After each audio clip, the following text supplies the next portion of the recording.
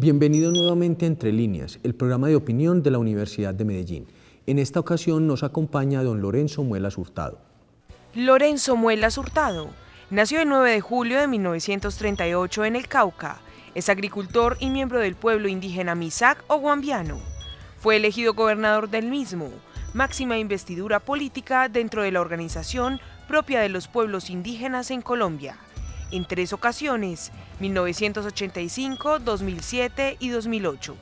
En 1986 entró a formar parte del Consejo de Cabildo. Entre su pueblo se le conoce como el Taita Muelas, título honorífico dado por los Misak a las personas de reconocida autoridad dentro de su gente. El 9 de diciembre de 1990, con 22.000 votos, fue elegido miembro de la Asamblea Nacional del Movimiento de Autoridades Indígenas de Colombia. El 13 de marzo de 1994, con más de 27.000 votos, Lorenzo Muelas fue elegido por la Circunscripción Especial Indígena como senador de la República. En el 2005, el Instituto Colombiano de Antropología e Historia publicó su libro La Fuerza de la Gente, juntando recuerdos sobre la terrajería en Guambia, Colombia. Actualmente hace parte de la Mesa Permanente de Concertación con los Pueblos Indígenas, de la Mesa Nacional de Derechos Humanos de los Pueblos Indígenas y de la Mesa Nacional de Tierras. Don Lorenzo, en primer lugar le queremos dar las gracias por haber viajado aquí a la Universidad de Medellín y acompañarnos en este programa Entre Líneas. Muchas gracias por haberme invitado y a saber de que todavía existo. Don Lorenzo, en primer lugar, quisiéramos saber en el proceso cómo se construyó el movimiento indígena para la participación en la Asamblea, cómo se organizaron, porque usted ya era un líder reconocido en su comunidad, en los guambianos. ¿Cómo articularon el proyecto para llegar a la Asamblea y cómo decidieron que tenían que llegar y que su voz debía ser escuchada en la Asamblea? Nosotros veníamos desarrollando desde hace mucho tiempo. Ni siquiera se imaginaba que podría venir la Asamblea Nacional Constituyente en 1990-91. Eso no estaba en nuestra agenda. Pero para los pueblos indígenas de Colombia, y creo que en todo el continente, tenemos un derecho milenario, la que llamamos el derecho mayor. Los arhuacos lo llaman la ley de origen, los uvas lo llaman la ley natural, que fue pisoteado, que no se tuvo en cuenta jamás de los jamases, los conquistadores españoles, ni en la colonia, ni en la república, en ninguno de esos espacios. Un pueblo completamente ignorado. Existen, pero no existen. Tanto en la Constitución del 86 y en las posteriores reformas ignoraron totalmente. Nosotros no existíamos, ni los afrodescendientes. Por eso, pero nosotros fuimos plenamente conscientes que el derecho nuestro existía en estas tierras de América. Por eso veníamos peleando políticamente al interior, pero decíamos, manifestábamos muchas veces al Estado, a los legisladores. ¿Qué pasa? Nosotros somos unos pintados en la pared, somos algo, nosotros dimos el espacio, la tierra, dimos nuestra sangre, ¿y qué es? ¿Por qué? ¿Cuál es el problema? ¿Por qué a nosotros no nos ha tenido en cuenta para nada? Resulta que posteriormente nos dimos cuenta, la clase política de este país a nosotros no nos quería era acabarnos. A nosotros nos consideraron como un palo a la rueda, al desarrollo que ellos pretendieron hacer y hasta hoy lo siguen haciendo. Por eso nos dimos cuenta el odio contra nosotros, el cual calificaron la clase política de este país. Por eso, entre más nos enterábamos eso, más nos aferrábamos del derecho indígena. Por eso, no estábamos preparados para ese momento, pero que nosotros queríamos avanzar, no sabíamos cómo, pero que había que nosotros también ser reconocidos legalmente en algunas leyes o en la misma Constitución. Estamos empujando hacia eso. Por eso, para prueba de lo dicho, tengo un escrito aquí, cómo nos tuvo, cuál fue el calificativo que nos dio la clase política de este país. liberal, conservador, fueron lo mismo, igualitos, el trato que nos dio. Dice así, vea. Laureano Gómez, conferencia dictada en el Teatro Municipal de Bogotá en 1928, abre comillas. Nuestra raza proviene de la mezcla de españoles, de indios y de negros. Los dos últimos caudales de herencia son estigmas de completa inferioridad. La otra raza salvaje, la raza indígena de la tierra americana, segundo de los elementos bárbaros de nuestra civilización, ha transmitido a sus descendientes el pavor de su vencimiento. En el rencor de la derrota parece haberse refugiado en el disimulo taciturno y la carrocería insincera y maliciosa. Afecta una completa indiferencia por las palpitaciones de la vida nacional. Parece resignada a la miseria y a la insignificancia. Está narcotizada por la tristeza del desierto, embriagado con la melancolía de sus páramos y de sus bosques. Eso decía Laureano Gómez, que fue presidente de la República. El hombre tempestad, a quien llamaron también sus enemigos el monstruo. Eso, entonces, pero eso de pensar... Ese es el reflejo del pensamiento político. Del pensamiento político, pero tenemos la otra cara de la moneda, es la Iglesia Católica también, que desde también Fray Bartolomé de las Casas para acabarnos. Que supuestamente dice que Bartolomé de las Casas apoyó, pero en este caso no vemos ningún apoyo de la Iglesia. Lo que nos quiso fue acabarnos también con el mismo sistema opresor, porque lo que gobernaban eran la autoridad civil, la autoridad militar y la autoridad eclesiástica. Aquí la prueba de lo dicho está aquí. Este es un acontecimiento después de la Constituyente, pero por el cual dicta esto una sentencia de la Corte Constitucional. Abogan por los indígenas.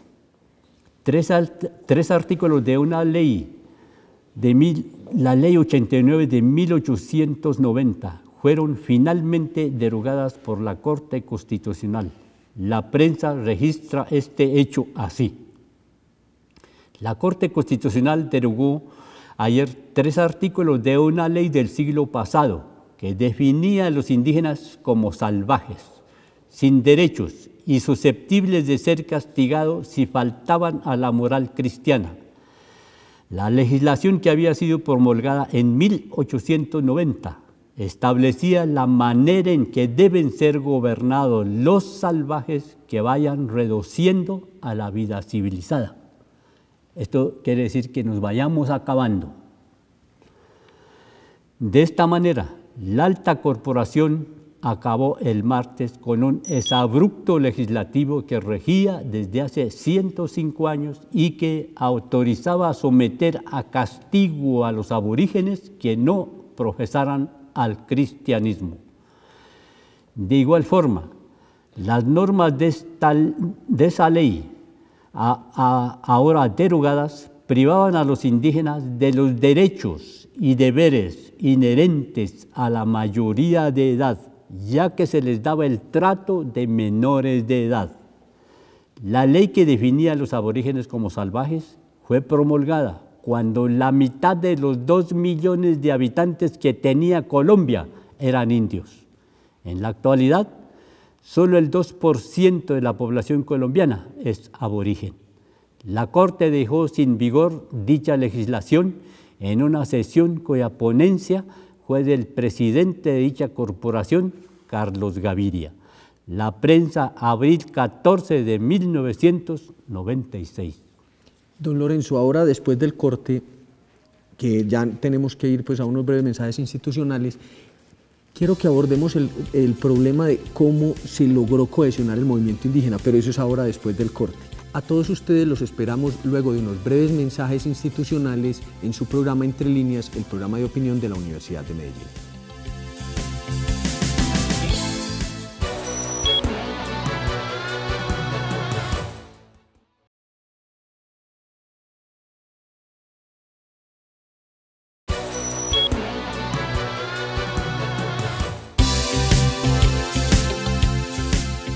Estamos de regreso a Entre Líneas, el programa de opinión de la Universidad de Medellín. Continuamos nuestra charla con el señor Lorenzo Muelas Hurtado. Don Lorenzo, antes del corte yo le había propuesto un tema para que usted nos contara su experiencia de cómo se cohesionó el movimiento, porque una cosa es entender el movimiento indígena en la zona del Cauca, donde hay relación entre los distintos pueblos, y con los del, digamos que es relativamente cercano con los del Putumayo, ya un poco más difícil con los de la zona del Amazonas, pero el contacto con los Guayú, con los Uba, con los Embera, ¿cómo hicieron para articularse ustedes y lograr llegar en un frente más o menos común? Nosotros nos tocó hacer un enorme esfuerzo, porque nosotros no teníamos amigos, no teníamos recursos, yo no conocía Colombia. ¿Y Colombia no lo conocía usted tampoco? Tampoco. Pero creo que las ganas de vivir, las ganas de trabajar, las ganas de sacar adelante a cualquier costo es la que nos ha traído a la Asamblea Nacional Constituyente.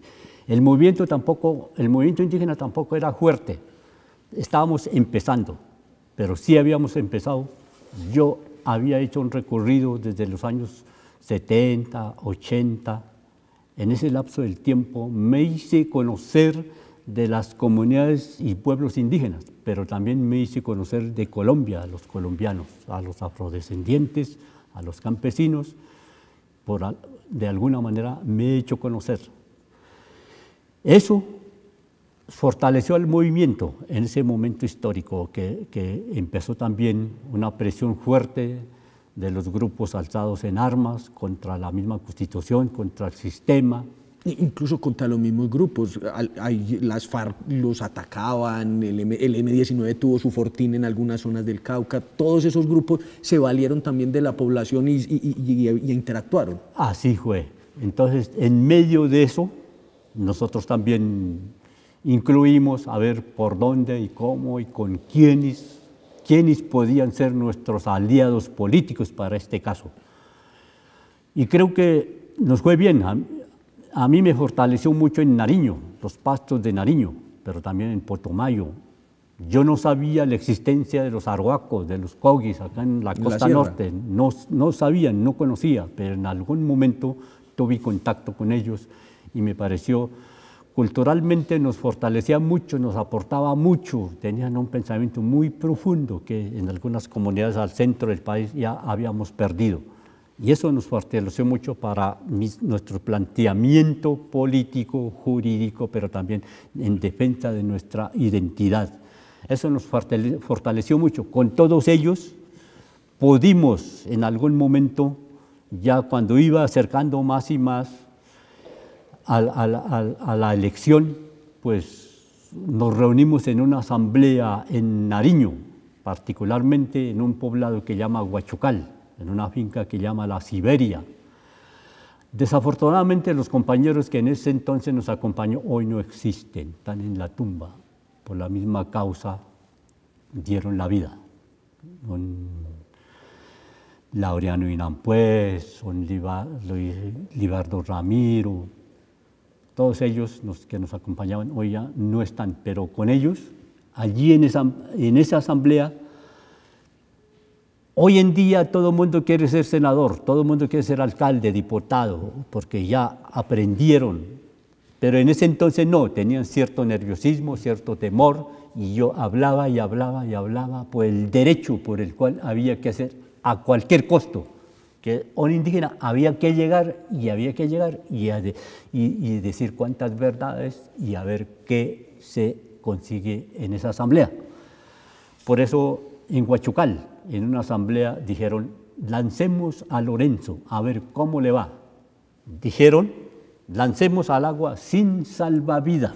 Ellos estaban expectantes. Hacer el de los pingüinos, esperar que se cae y si se lo come el tiburón. Pero, y como me fue bien... Como nadó y no se comió el tiburón, sino que lo comió, entonces pudo seguir. Me fue bien, entonces ellos quedaron en expectativa, aplaudieron y ese fue como el embrión, ya propiamente dicha, ya en ese entonces los grupos armados que también estaban en su dejación de las armas, como el M-19, el PRT, el Quintilame, el EPL, que esos fueron los que optaron, y después una parte del ELN, que fue la corriente, que eso ya fue en el año 92, pero en ese momento esos llegaron y acompañaron en el proceso.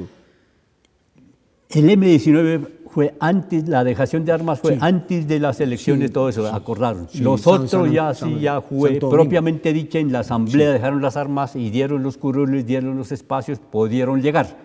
Pero todos, yo creo que dentro de sus posibilidades nos apoyaron para esta causa. Entonces, eso se vino conformando así propiamente dicha para la asamblea.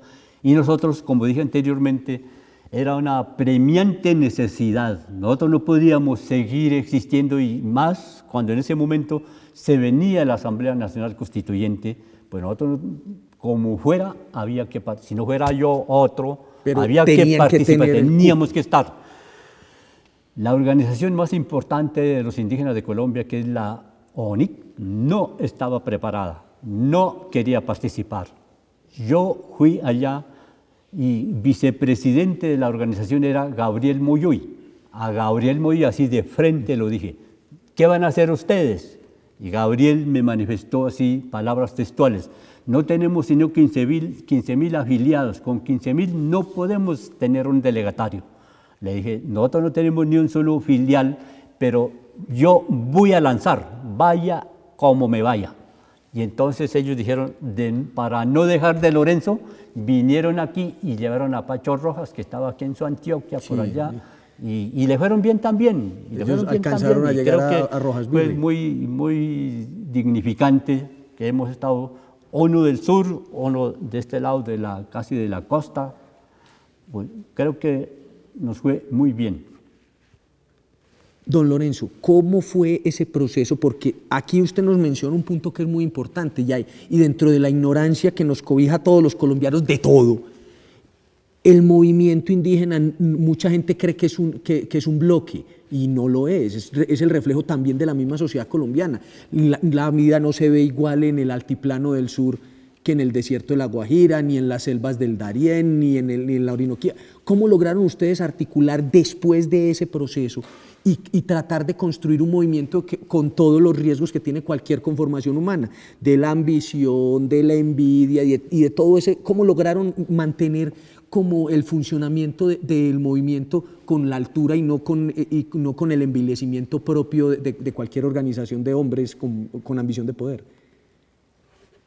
Yo creo que el pensamiento indígena hasta ese momento tuvo un pensamiento muy sano, tanto de la clase de dirigentes que veníamos en esa búsqueda, también los lugares donde llegamos. En ninguna de las comunidades donde llegamos con este mensaje, en ninguna parte tuvimos una actitud de rechazo. Siempre tuvimos aceptación, nos dieron la bienvenida, nos albergaron, nos apoyaron. Y una cosa que fue difícil fue que los indígenas hasta el momento, nosotros mismos, por la clase política por el cual nos trataban tan mal, nosotros mismos éramos abstencionistas a la política electoral. Y el resto de las poblaciones indígenas también eran abstencionistas. Algunas comunidades como en la sierra, allá en la periferia del país, los llanos, la selva, ni siquiera tenían su cédula, ni sabía qué era depositar un voto, no entendía, había completa ignorancia. Don Lorenzo, aquí voy a tener que hacer un corte para que planteemos este tema que es muy importante y lo tratemos en el último bloque. Entonces aquí abuso de su paciencia y tengo pues el atrevimiento de cortar, pero a todos ustedes esperamos que nos acompañen luego de unos breves mensajes institucionales para seguir la charla con don Lorenzo Muelas Hurtado.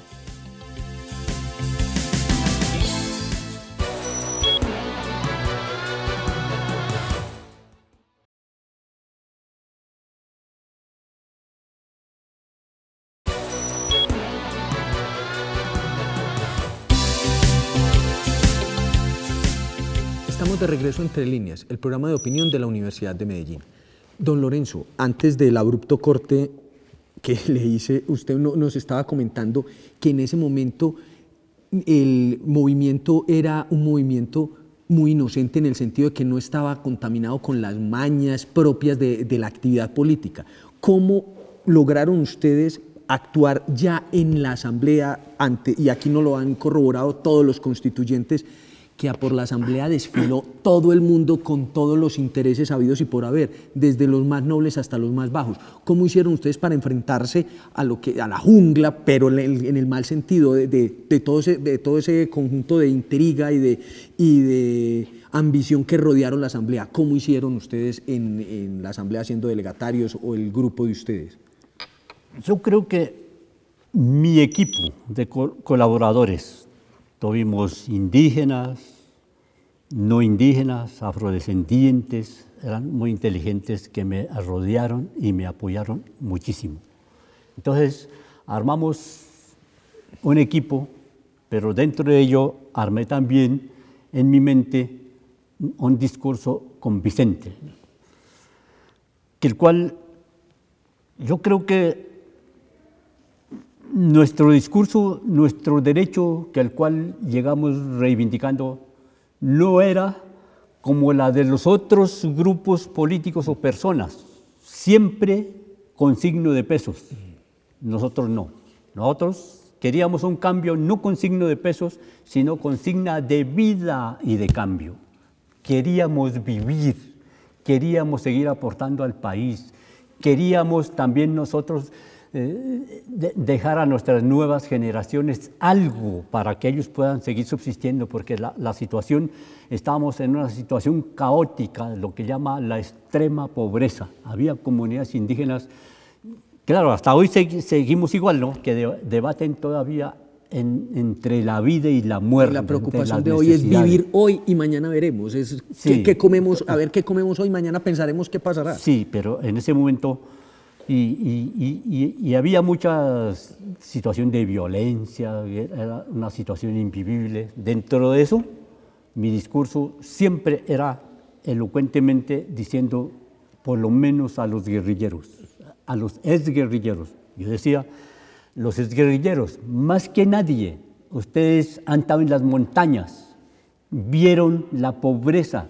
A pesar de la pobreza, a pesar de la mala situación, en sus pobres, humildes chozas que vivían allá, compartieron, vivieron, convivieron, le dieron algo, un plato de comida, compartieron.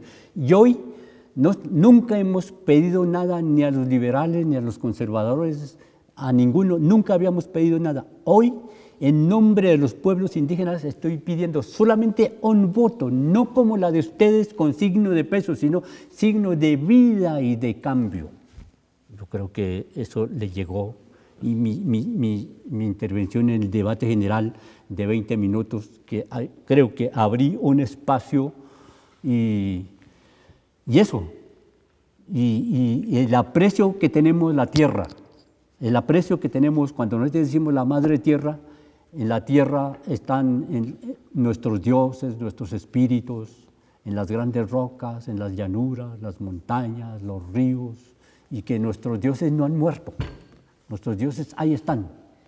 Nos están matando a nosotros, los seres vivientes, pero queremos recuperar esas tierras. Para recuperarlo todo era la consigna.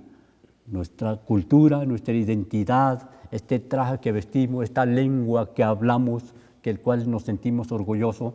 Solamente la diferencia es que nosotros tenemos esta piel amarilla por el cual nos han oprimido tanto, y ya no, estamos próximos al siglo XXI y ya no pueden, en un país donde siempre ha hablado de la democracia y que esa débil democracia, a ver si de aquí salimos fortalecidos en reconocimiento de las minorías étnicas, entre ellos nosotros, los afrodescendientes y los campesinos, y que también encontré mucha gente en las grandes ciudades también discriminadas, pobres, a veces más miserables que nosotros. Nosotros, a pesar de ser pobres, nunca pedimos, nunca mendigamos, pero uno llega aquí en las grandes ciudades, hay mendigos que piden. En todas partes. En todas partes. Eso nos parecía a nosotros terrible, lo que no hicimos nosotros. Nosotros pobres, pero nunca mendigamos. Por eso tuvimos dignidad para venir a decir lo que queríamos en la constituyente. Y creo que mucha gente del mismo partido de gobierno, conservador, liberal, en algún momento, algunos me opuso abiertamente al no reconocerlo, pero otros yo creo que son muy humanos que reconocieron y nos regalaron el voto por el derecho a la vida. Don Lorenzo, ya para terminar este bloque, porque aquí nuestro enemigo siempre va a ser el tiempo, ¿cómo logró usted ver la experiencia después, cuando llegó al Congreso, entre el año 94 y 98, cómo vio ya enfrentarse a la institucionalidad que era el enemigo histórico del cambio frente a los pueblos indígenas? ¿Cómo lo vio usted siendo senador? Yo fui plenamente consciente desde el mismo momento, desde el escenario de la constituyente. Los constituyentes nos dijeron, a mí personalmente me preguntaban, ¿usted sabe cuál es el enemigo principal de esta constituyente? Nos señalaban allá al Capitolio, allá están. Por eso aquí hay que trabajar duro para salir con algo importante para el país. El enemigo está allá y justamente ellos querían que los militares disolvieran la constituyente, que se levantaran la constituyente, manifestaran en diversas manifestaciones. Por eso, cuando llegué al Congreso, yo llegué plenamente consciente de que no era lo mismo que el escenario de la constituyente, sino otro escenario que no sabía con quién, pero también hubo alguna gente importante, tal vez puede ser liberal, conservador. Yo creo que depende también de los discursos que uno puede hacer, de las relaciones que uno puede hacer. Yo creo que en ese medio pudimos hacer algo. Yo acompañé, sabía yo perfectamente que no era de mi clase, no era de mi gente, yo no pertenezco a ellos, yo pertenezco a otra gente acá. Yo fui plenamente consciente de que era como el aceite y el agua, que no se revuelve. Entonces, yo vine preparado para eso, para enfrentarme a esa realidad y a conocer y aprender ese otro mundo que jamás he estado. Venía yo estrictamente a conocer, a ver, a entender, que toda la vida nos han embutido los discursos bonitos y ahora aquí tengo algunas cosas a ver en qué nos apoyan. Yo vine plenamente consciente a eso. Don Lorenzo, muchísimas gracias por acompañarnos. Ya pues usted conoce muy bien cómo es la restricción de nuestros tiempos en televisión, pero quedamos con el compromiso que nos quiera volver a acompañar en una próxima oportunidad. Muchísimas gracias, don Lorenzo. Muchas gracias de igual manera a todos ustedes. Y a todos ustedes los esperamos en una próxima emisión de su programa Entre Líneas, el programa de opinión de la Universidad de Medellín.